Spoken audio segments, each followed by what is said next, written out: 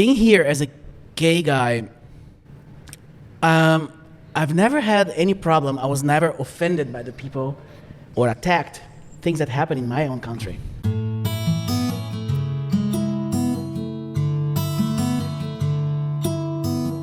You were a little bit worried before you came, which is Yeah, I was very understandable. worried. Well, like what I said, and then you arrived in 2006, right? 2006. And how quick was it clear that this is not a problem? Well, when I arrived here, I made some friends, and we used to go out every Saturday night for clubs and stuff. And I could see that in the club, I could be myself, and nobody was judging me. And you were judged before in other countries? Yeah. Okay. And when you say judged... And then it's like, you don't need to go to a gay bar to have some fun. Okay. And you can be yourself? I could be myself in a bar with my other friends. Who, they are all straight, and it was great. Those friends are foreigners, though? Foreigners. Right. The beginning foreigners. Right. And then after, I started making some Chinese friends. Do you think it's because maybe Chinese people at that time or even now don't have that, what we say, gay radar? You know, do they even realize you're gay? Do they even know much about that? Even more back then? No, I think they know. However, it's still a taboo in here. Okay. Like I said before, I've never got offended or attacked, but it's a kind of subject that people don't talk about. Maybe they think, maybe they actually inside think not in the open-minded way, but being Chinese in this culture, they just leave it. They don't talk about it, because they like, same way they like to receive face, they like to give face too, right? Exactly. And then they just let it be. When you come to China as a foreigner, anybody, you experience culture shock. Oh yeah. Is there also like a cultural difference in the gay community? I mean, is it different being gay in Brazil, for example, as being gay here? As in, what is a faux pas, what is accepted, not accepted? Are there any kind of differences? Well, and you lived in the US too? Before I lived in the US too. Well, the difference, I don't know how to explain that, but I could feel like before we didn't have any apps, like any apps for gay people. So we used to meet in bars and play outside. And the first time I went to a gay bar in China, I thought it was very interesting because people, they were kind of shy. The gay people, but they were kind of shy. Were kind of shy. Different than the gay people. And gay people abroad are not shy. Abroad is not, they're not shy at all. So that was the biggest difference I could feel at the beginning. Okay. And also the thing that since they are very afraid of coming out, so like the face thing, like you said, they hide themselves, and they always worried when you were like outside. So they're in the gay bar, but they're not out of the closet in the society. No, not at all. So they like making sure nobody sees them. Like a straight person would go into a bar and not know that he's in a gay bar, maybe.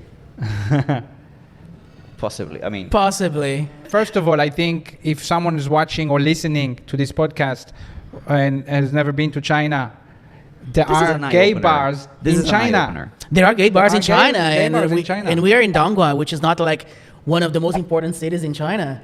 Which means if you go to Shenzhen, Guangzhou, Shanghai, Beijing, yes, there are more gay guys. So gay bars in China are. So how is the gay bar different in China? Not just the people inside, but the place.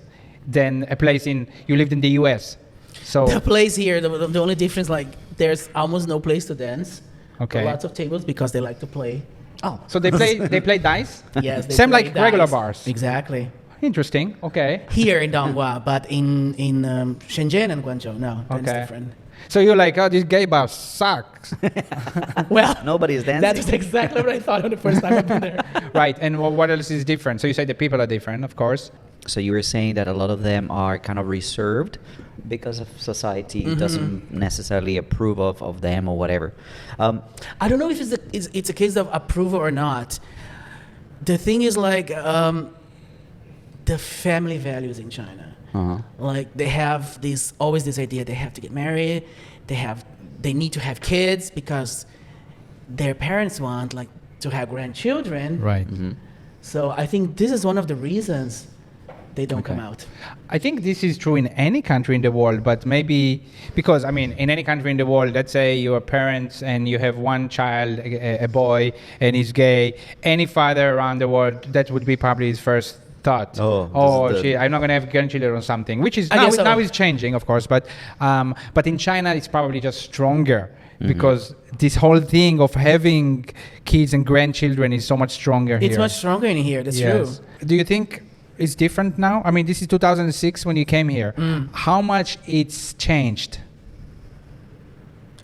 Well, the changes you can see, people are, like gay people, from 2006 until now, they have changed their mentality here.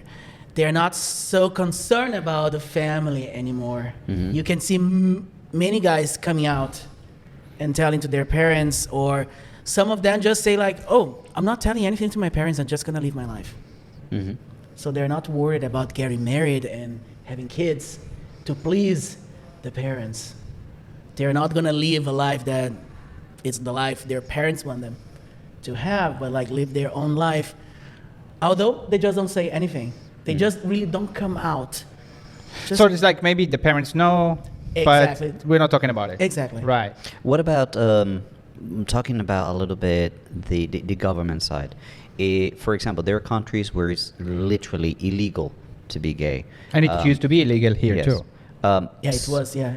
So how do you see that as evolving or developing in China? I heard that there was some legislation about gay marriages, like a proposal.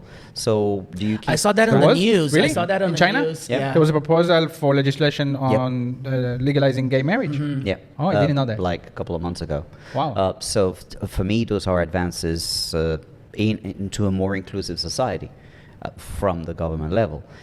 How do you see the changes in terms of government? Let's say, if I go to a hotel and I want to stay with my wife in some parts of China, I need to show that we're married. Oh, really?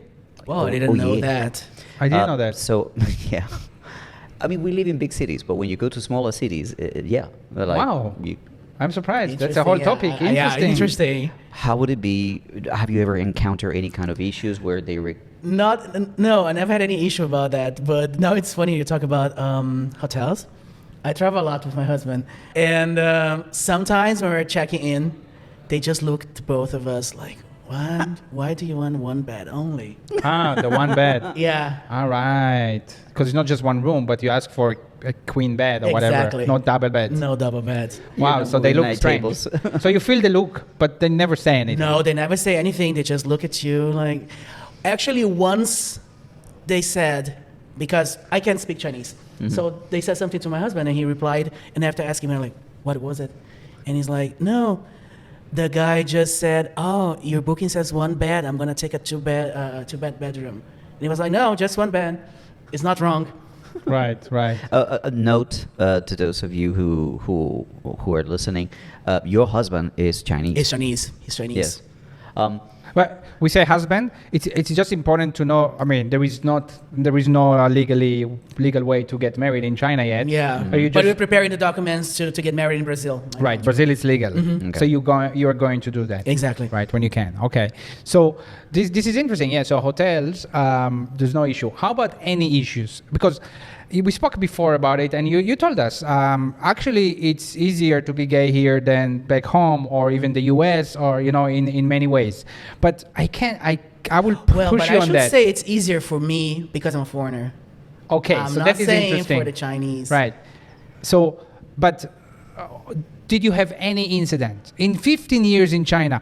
Okay, you had incidents back home. I've never got offended in China by Chinese people, but I already got offended by people from the Brazilian community. Okay, which sucks because I'm Brazilian. So never ever a Chinese person in China laughed at you, offended you, never. did something. Never. They're just curious. They're curious. They want to know what do they what want to it's know? like to be in a gay relationship. Mm-hmm. from what kind of perspective? Like what do they want to know? You know, Questions like, but why do you like guys? So it's like why? Yeah. So do you feel like Then I just reply like, why do you like girls? right? And they don't have so much the God made us this And way no, argument, no. China, right? No, because they don't. And then ask about kids. If I wanna right, have kids. right. And if I had any problem at work.